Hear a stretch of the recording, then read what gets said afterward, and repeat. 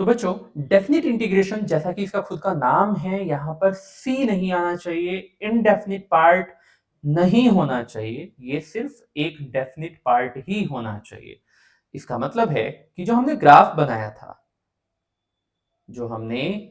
बनाया था हमें उसकी बाउंड्रीज पता है। ये ग्राफ था हमारे पास। अगर हमसे कहा जाए कि एग्जैक्टली आपको कहां से कहां तक इंटीग्रेट करना है, तब आप जब इंटीग्रेशन करेंगे आप यूज करेंगे उन बाउंड्रीज को कि यहां से यहां तक इंटीग्रेशन करके दिखाओ, तब जो रिजल्ट आएगा उसको आप डेफिनेट इंटीग्रेशन कहेंगे। सबसे जो सिंपल सा तरीका है समझने का कि इसका रिजल्ट कोई फंक्शन नहीं आएगा, एक नंबर, एक calculation, may be fraction, may be integer, may be anything, right. तो ऐसा निकल कर आएगा और डेफिनेट इंटीग्रेशन के सभी क्वेश्चंस का रिजल्ट किसी ना किसी तरह से न्यूमेरिकल ही आएगा, ना कि न्यूमरल्स के बेस में होगा। ठीक है, तो अगर हमसे कहा गया कि हमें यहां पर इस कर्व के लिए इन दोनों बाउंड्रीज के बीच वाला एरिया सिर्फ पता करना है। बीच वाला एरिया मतलब कैसे, x is equals to x1 से लेकर x is equals to x2 यहां तक का एरिया कैलकुलेट करना है। तब आप इनको क्या कैसे लिखेंगे, that we need to find the area under y versus x curve from x1 to x2। इस तरह से हम इस इंटीग्रेशन सिंबल के ऊपर एंड नीचे x1 x2 लिखेंगे। यहां पर x1 एंड x2 क्या चीजें हैं, x1 एंड x2, तो x1 and x2 are called lower and upper limits. ठीक है, इनको लोअर एंड अपर लिमिट्स कहा जाता है। करना क्या है इन लोअर एंड अपर लिमिट्स का, तो इसको भी ध्यान से समझो। जब आप y को इंटीग्रेट करोगे पिछले वाले मेथड्स की तरह से, तो आपको एक फंक्शन मिलने वाला है। इमेजिन आपको एक फंक्शन मिला fx, आप i निकालना चाहते थे, जिसमें लिमिट्स थी, lower limit was x1, upper limit was x2। अब आप इन लिमिट्स को यहां पर प्लेस करेंगे। किस तरह से, पहले आप अपर लिमिट रखेंगे एफ एक्स टू, एक्स की जगह पर x2, और फिर आप लोअर लिमिट रखेंगे यानी माइनस साइन लगाएंगे एंड x की जगह पर x1 रखेंगे एंड कुछ इस तरह से आपकी ये प्रॉब्लम सॉल्व हो जाएगी। ठीक है, तो हमारे पास जो इंटीग्रेशन होता है, जो इंटीग्रेशन हमने पहले पढ़ा था दैट वाज इनडेफिनिट इंटीग्रेशन, ये क्या है, ये एक डेफिनिट इंटीग्रेशन है जिसमें लिमिट्स आपको साफ साफ लिखी हुई मिल जाएंगी किसी भी क्वेश्चन में, कि देखो आपको सीधे देखते ही पता लगेगा कि यहां पर जो ये क्वेश्चन है ये डेफिनिट इंटीग्रेशन का है। इसका जो आंसर आना चाहिए वो किसी फंक्शन फॉर्मेट में नहीं बल्कि एक न्यूमेरिकल फॉर्मेट में होना चाहिए। एक सिंपल सा क्वेश्चन इस पर बेस्ड हम सोल्व करेंगे। यहां पर कैसा होगा वो question, look at that. Question is integration I which is x square plus 1 dx and limit is 1 to 2। ठीक है, अगर हमारे पास एक इंटीग्रेशन है which is x square plus 1, तब आप इसकी लिमिट रखेंगे 1 to 2।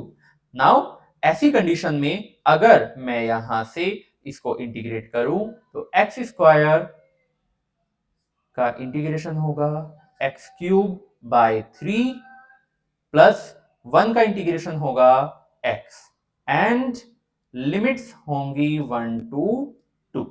ठीक है, तो x cube by 3 plus x का integration, sorry, x square plus 1 का integration x cube by 3 plus x, और लिमिट रखेंगे हम 1 टू 2। तो क्या आने वाला है, पहले अपर लिमिट रखोगे तो 2 क्यूब बाई 3 प्लस 2, ये अपर लिमिट हो गई। नाउ माइनस साइन लगाओगे और लोअर लिमिट रखोगे तो यहां से मिल जाएगा 1/3 प्लस 1 एंड एट लास्ट यहां हो जाएगा 8/3 प्लस 2 माइनस 1/3 प्लस 1। अब बस इसको सोल्व कर लो और आपको आंसर मिल जाएगा। सोल्व करोगे कितना हो जाएगा, 8/3 माइनस 1/3 4/3, 2 माइनस 1 यानी 1, तो आंसर आ जाएगा 1/3। मैं इसी की बात कर रहा था। डेफिनेट इंटीग्रेशन में हमेशा ही रिजल्ट किस तरह का रहने वाला है, हमेशा ही रिजल्ट एक नंबर, एक कांस्टेंट रहने वाला है, ना कि एक वेरिएबल पार्ट रहने वाला है। ठीक है, तो हम और भी एक आध क्वेश्चन कर लेते हैं इस पर बेस्ड, बाकी इसमें कोई और टेक्निकलिटी नहीं होती, आपको बस इंटीग्रेशन इंडेफिनिट वाला आना चाहिए। अच्छा हाँ, इसमें एक और बात, हमने कांस्टेंट ऑफ इंटीग्रेशन का यूज नहीं किया। आंसर टू दैट आप कर लीजिए, तब भी कोई फर्क नहीं पड़ेगा, आंसर पर उतना ही आने वाला है, बिकॉज आप माइनस कर रहे हो, तो यहां पर भी एक कांस्टेंट, यहां पर भी एक कांस्टेंट, हमेशा ही वो कैंसिल हो जाएगा। So there is nothing to worry about, जिसके लिए आपको परेशान होने की जरूरत पड़े। तो हमारे पास अगला क्वेश्चन देख लेते हैं। अगला क्वेश्चन अगर मैं थोड़ा डराने वाला बनाऊं तो something 1 minus sine omega T dt and limits are 0 to pi by omega. ठीक है, अपीयरेंस थोड़ी सी डराने वाली बना दी है यहां पर।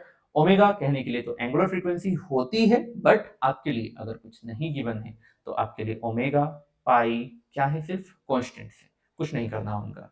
ठीक है, तो ऐसी कंडीशन में अगर हम यहां पर इंटीग्रेशन करें तो क्या आने वाला है, पहला टर्म क्या दिखेगा 1, तो 1 के लिए T minus sine omega T, चाहे तो आप चेन रूल के कंसेप्ट से चले जाएं, चाहे तो आप मेथड ऑफ सब्स्टिट्यूशन, मतलब चाहे तो आप मेथड ऑफ सब्स्टिट्यूशन से चले जाएं, या फिर जैसे मैंने डायरेक्ट तरीका आपको चेन रूल में समझाया था वैसा आप यहां पर भी कर सकते हो।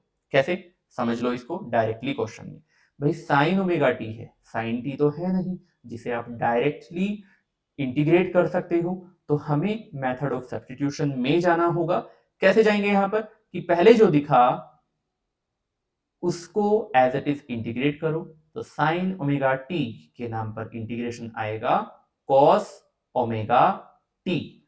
अब जैसे वहां पर t या x के कोफिशिएंट को मल्टीप्लाई कर दिया जाता था, वैसे यहां पर t के कोफिशिएंट को डिवाइड कर दिया जा सकता है। ध्यान रहे, इंटीग्रेशन में ये ट्रिक सिर्फ लीनियर फंक्शंस के लिए अवेलेबल है। कौन सा लीनियर फंक्शन, ये ओमेगा टी था तो ऐसा कर पाया, बाय चांस अगर ये ओमेगा टी स्क्वायर होता तो खैर ये क्वेश्चन यहाँ पर वैलिड ही नहीं होता, हम उसको इंटीग्रेट कर ही नहीं पाते। फिलहाल के लिए आप इसको डायरेक्टली ऐसे कर सकते हो। अगर फिर भी नहीं समझ में आया हो तो आप प्रॉपरली इसको अलग से साइड से लिखकर मेथड ऑफ सब्स्टिट्यूशन के हिसाब से क्वेश्चन कर सकते हो। नहीं समझ में आए मुझसे पूछ लेना कमेंट्स में, वहां पर मैं बता दूंगा। ठीक है, तो अगर हम इसके लिए लिमिट रखें 0 टू पाई बाय ओमेगा, तो कितना आने वाला है टी की जगह पर, it is pi by omega plus 1 upon omega and cos omega t की जगह पर pi by omega, ओमेगा से ओमेगा कैंसिल हो चुका है यहीं पर। फिर आप माइनस जब रखोगे तो माइनस रखते ही t की जगह पर 0 प्लस cos 0 बाय ओमेगा, कुछ ऐसा रहेगा। अब यहां पर पाई बाय ओमेगा तो ठीक है अपनी जगह पर, cos पाई यानी cos 180 टेबल बनाई थी, याद होनी चाहिए आपको। cos पाई की value minus 1 upon omega, cos 0 की वैल्यू वाज 1, तो यहां पर भी माइनस 1 अपॉन ओमेगा, और इस तरह से आपका रिजल्ट इस क्वेश्चन के लिए आ जाता है pi minus 2 divided by omega, और इस तरह से ये क्वेश्चन भी हमारा खत्म होता है। तो बस इंटीग्रेशन देखा जाए तो सिर्फ इतना ही होता है, आपको बहुत ज्यादा इसमें हाथ पैर मारने की जरूरत नहीं है। जो इंजीनियरिंग प्रिपेयरिंग स्टूडेंट हैं उनके लिए एक सिंपल सी बात कि आपको इंटीग्रेशन बहुत ज्यादा डिटेल में पढ़ाया जाएगा, बहुत ज्यादा डेप्थ में पढ़ाया जाएगा, बट कब, जब आप उसको मैथ्स में, मैथ्स एज ए सब्जेक्ट में पढ़ रहे होंगे, यहां पर नहीं। एज सच हमें फिजिक्स में बहुत ज्यादा डेप्थ में जाने की जरूरत नहीं है, हमारा कोर्स काफी ज्यादा बेसिक होता है, चाहे हम एडवांस की ही प्रिपरेशन क्यों ना कर रहे हो, तब भी हमें बेसिक मैथ्स की ही जरूरत पड़ेगी, बहुत ज्यादा लेंथी कैलकुलेशंस की जरूरत नहीं पड़ने वाली, राइट। अब इसके बाद में हम नेक्स्ट वीडियो में देखेंगे कि किस तरह से आप एक बेसिक डिफरेंशियल इक्वेशन को सॉल्व कर सकते हैं, right. That will be the last part of basic maths.